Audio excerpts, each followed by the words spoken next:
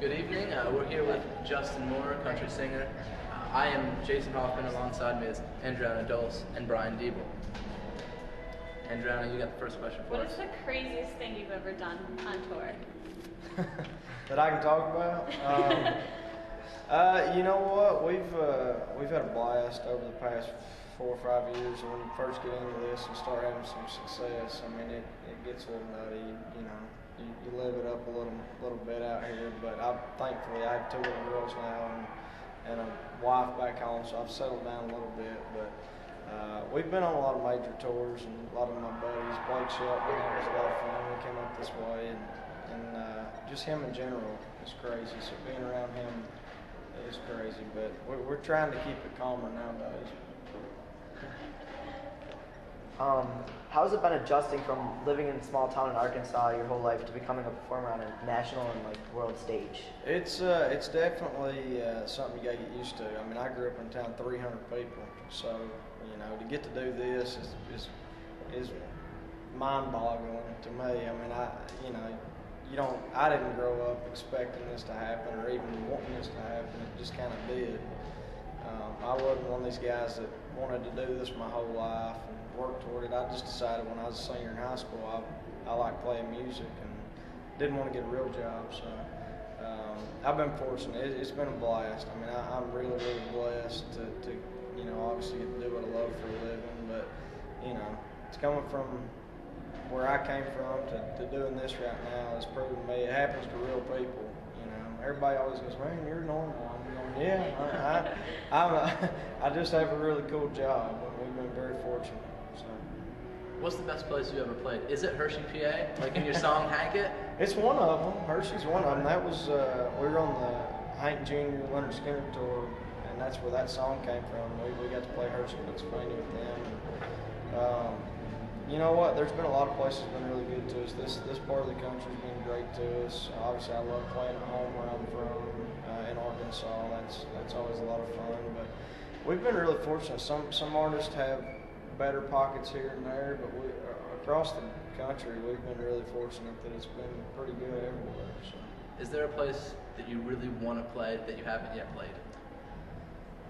Yeah, you know what? I've been fortunate to play quite a few of the places that I really wanted to play, as a fan of music, and I played the Ryman Auditorium, which was a big deal for me, with the Grand Ole Opry. I've always wanted to play an arena in Little Rock, Arkansas, where I went and watched all kinds of shows growing up, and I recently got to play that, and I'm going to get to play it again soon. As a big Arkansas Razorback fan, I wouldn't mind playing, down the road if we get that big, playing maybe a football stadium or something like that. That'd be pretty cool. Where was the moment that you knew you made it? This is what I'm going to do for the rest of my life. You know what? The moment that I made it, and the moment, or that I thought I made it, and the moment that I realized I wanted to do this, or I was going to get to do this, maybe 2 different moments. But we played a show in Memphis, Tennessee. It was probably 4 or 5 years ago now. Small Town USA was out and had just gone top 20, and I didn't realize the effect that was going to have on the shows, etc. And it was the first time we had taken a bus, and we took a bus to this gig, and there was 5,000 or 6,000 people there. And I remember looking at the bus, asking my manager, "Who are we opening for?" And he said, "Nobody, this is our show." And I'm going, "What are all these freaking people doing here?" and so that night it was just different. And then every so often with every hit song that we've been fortunate to have, it kind of goes to a different level every few months or every year or whatever. So it's been fun to see it grow, obviously, over the years. That's really cool. You mentioned that you have 2 daughters at home. How has it been raising a family and being on tour, and have your daughters affected your songwriting or your feelings about music at all? Yeah, being a dad is the coolest experience I've had. I've got to do a lot of really cool things with my career, but being a dad is by far the best. But it definitely changes everything you do as an artist, because as an artist and as a songwriter, you write from your personal experiences, and so subconsciously you automatically changed as an artist and as a songwriter. And it is tough to answer your question. I mean, I'm gone right now. I'm in the first week of being away from my house for 3.5 weeks. And fortunately, my family gets to fly out and come see me and stay on the bus with me for a week or two here and there. But it's definitely not the fun part of the job when you got to spend that much time away from home. But we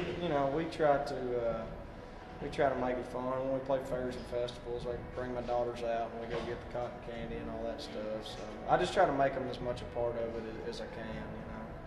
You talked about writing about personal experiences, singing about personal experiences. You have a song that's called Grandpa. What influence did he have in your life? He had a huge influence in my life. He was my hero. He was one of those people in my life that I think everybody's got a handful of people in their life that they can't imagine not being there, and he was one of those for me. And obviously, it's unfortunate that he's not with us anymore. But obviously, all the things that he taught me growing up, whether it be something simple as shooting a gun or bigger things, how to be a good husband or a father or whatever, I'll carry with me forever. And you touched on it. I mean, those things pour out when you're writing songs, and that's one of my favorite songs that I've ever written. And one of the coolest parts or times of my career is I got to play that the first time I played on the Grand Ole Opry. He was there, and I got to play that song, so he got to see me do that on the Opry, which was pretty cool. So, you've just been nominated for a Breakthrough Artist for the American Country Awards. How are you feeling about that? that's the first I've heard of that. I've read it on. I'm kidding. Okay. No, it's cool.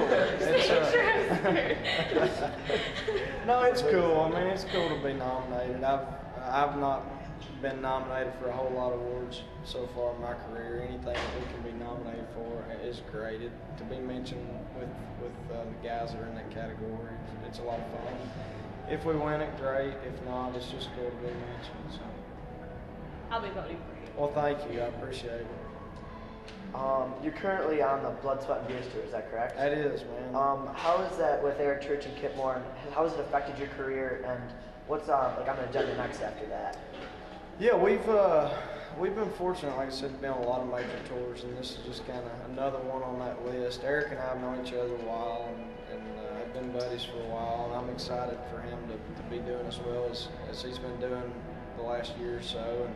And it's a good tour to be on. I mean, some of the tours you do, the fans are the same fans across the board. Some of them you do, are a little different than what you're accustomed to playing in front of. And this one is ideal for us. I mean, Eric and I have the same fans, and I'm starting to, see that Kip has the same as well. So it's been a lot of fun, and we're looking forward to the rest of the year. But as far as looking forward to next year, we're going to start headlining our own tour, which is, the ultimate goal. I mean, it's fun to be on tours, but it's funner when it's your tour. So we're looking forward to going out and trying that and see how we do. So. What musicians did you look up to and inspired you as you were growing up? You know what? I'm an old school country guy. I like traditional country music, which is my favorite type of music as far as country goes. And I looked up to the guys that nobody would be like again. John Anderson, Dwight Yoakam, but I also grew up on Southern rock, so there's a pretty good amount of that in my music as well. So. If you could have a superpower, what would it be?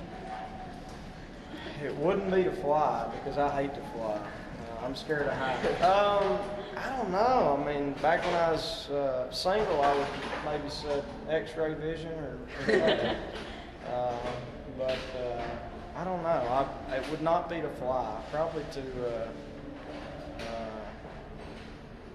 I'm stumped. I don't even know.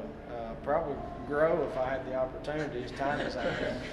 I don't know if that counts as a superpower. But. Being from a small town yourself, like you touched on, how does it feel to play in Edinboro and be like in a small town here like that? It's going to be fun, man. I've learned. It's funny when you grow up down south. The most common misconception is that every small town and every country person comes from the south, and I've found out going across the country and playing up here a few times out west and all those places that they're everywhere. Small towns, country folks, and they're everywhere. So it's a lot of fun anytime we get to play in you know, towns like I grew up in. It's a lot of fun. I feel like I can relate to people better, places like that. So. Wonderful. Well, for Brian Dybel, Andrew Dulles, I'm Jason Hoffman. Thank you, Justin Moore. Thank you. This has been WFSE and E-TV.